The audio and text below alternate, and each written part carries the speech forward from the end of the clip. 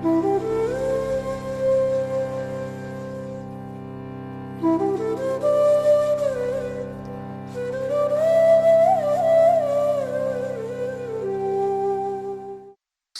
માણસ ગુણવાન હોવો જોઈએ. આમ તો બધા માને ને, બધાને એમ થાય કે ભાઈ અમારા પરિવારના બધા લોકો ગુણવાન હોય. પોતાનો વિચાર ન કરે પણ બીજાનો તો કરે. પણ હકીકતની અંદર જે સંસારની અંદર શાંતિથી આનંદથી હળીમળીને રહેવું છે, તો એની અંદર જો બધા ગુણવાન હોય તો કેટલો મોટો ફરક પડી જાય. તો સંસારી માણસ ગુણવાન હોવો જોઈએ. તે માત્ર ધનવાન, સુખવાન, ભોગવાન, પુણ્યવાન હોય એટલું બસ નથી. ગુણ વિનાના આ બધા જીવના મારક છે, જીવને મારે છે. અને મારક છે એટલું જ નહીં, પણ તારક નથી, દાહક છે, શામક નથી. તો ગુણ વગર બીજું બધું જે કંઈ પણ હોય, ધન, સુખ, ભોગ, પુણ્ય, પણ એ બધું દાહક છે. તો આ સંસારી જીવની વાત કરી.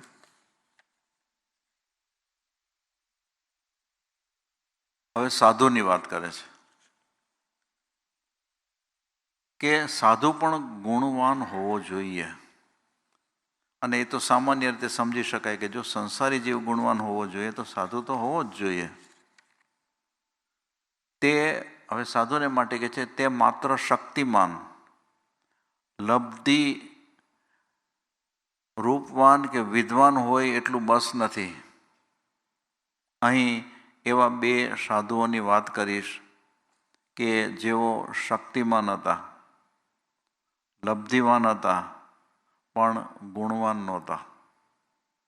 ગુણોમાં શિરોમણી ક્ષમા એ જ તેનામાં નહોતી. અને તેઓ અતિ ક્રોધી હતા. વાતે વાતે તેઓને ક્રોધ આવી જતો. આ સાધુઓ ઘોર અને ઉગ્ર તપસ્વી હતા. આવા તપના પ્રભાવે તેમનામાં ઘણી લબ્ધિઓ પેદા થઈ હતી. તેઓ વચન સિદ્ધ હતા. જે બોલે તે થવું જ પડે. આ બધી બાબતોથી તેમને અજીર્ણ થયું હતું. એના કારણે તેઓ અત્યંત ક્રોધી અને અભિમાની બની ગયા હતા. એકવાર કુણાલા નામની નગરીમાં તેઓ ચોમાસું રહ્યા. એ વર્ષે કમનસીબે વરસાદ ન થયો.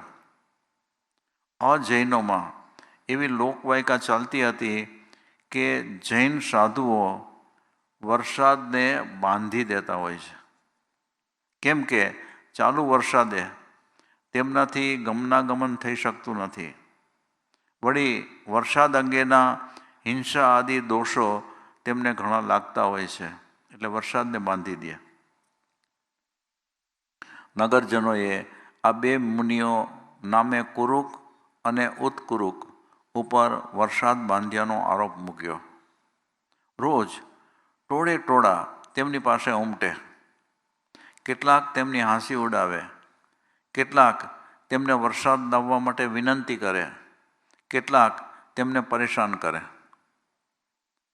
મુનિઓએ લોકોને ખૂબ સમજાવ્યા કે વરસાદ બંધ કરવાનું કામ જૈન સાધુઓનું હોઈ શકે નહીં.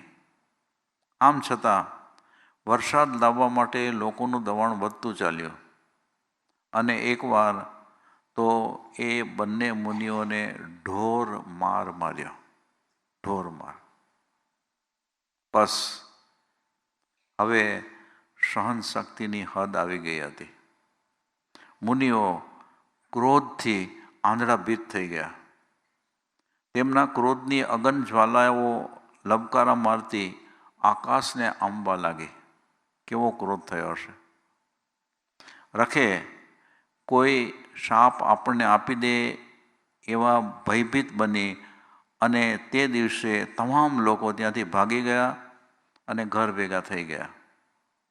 આ બાજુ વચનસિદ્ધ મુનિઓમાંના એક કુરુક મુનિએ આકાશ તરફ મીટ માંડીને કહ્યું કે વર્ષદેવ કુણાલાયામ, વર્ષદેવ કુણાલાયામ, હે વરુણદેવ, આ કુણાલા નગરી ઉપર તમે વરસવા લાગો.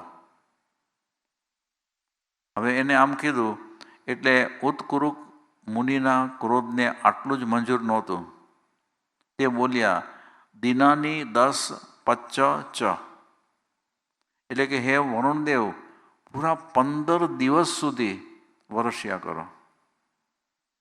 આટલા સમયમાં કુરુક મુનિનો ક્રોધ ખૂબ આગળ વધી ગયો હતો. એટલે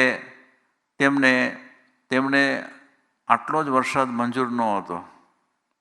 આખી કુણાલા નગરી ડૂબી જાય તેવું પરિણામ તેઓ લાવવા માગતા હતા. એટલે તેમણે કહ્યું, નિત્ય મુશળધારાભિ, હે વરુણદેવ, 12 ખાંગે તમે 15 દિવસ સુધી વરસ્યા જ કરો, જેથી નદીઓમાં ઘોડાપૂર આવે, આ લોકમાતાઓ વિફરે, ગાંડી તૂર બને, ગામોના ગામો ડૂબાડી દે અને તેમાં કુણાલાનું તો અસ્તિત્વ જ ભૂંસી નાખે. હજુ ઉત્કુરુકને આટલું મંજૂર ન હતું. એટલે વળી આગળ કહે છે કે દિવસે વરસવાની માગણી કરી, તેથી એ વરુણદેવ રાતે ન વરસો તો?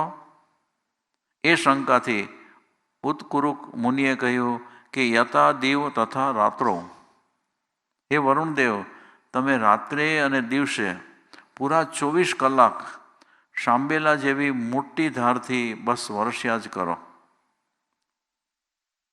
તે વચનસિદ્ધ મુનિઓ હોવાથી બધું તે પ્રમાણે થયું. વૃક્ષો તૂટી પડ્યા, મકાનો ધારાશાયી થયા, પશુઓનો નાશ થયો, માનવો તણાયા અને મરાયા. 15 દિવસમાં તો કુણાલા નગરી ધરતી ઉપરથી સાફ થઈ ગઈ. હવે આવી પરિસ્થિતિ, આવો ક્રોધ.